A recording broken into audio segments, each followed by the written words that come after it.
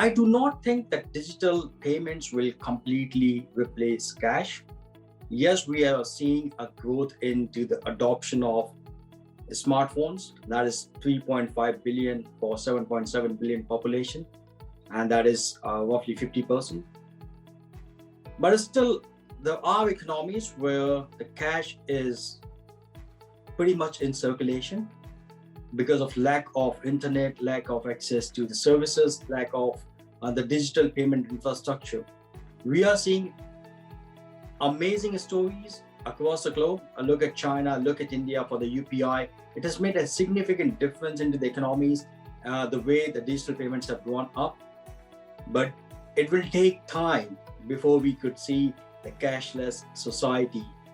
And the way I'm looking at it and reading around it, the economies, and China is leading the way, especially the Finland, Sweden, UK, seems to be going cashless society earlier than anybody else globally.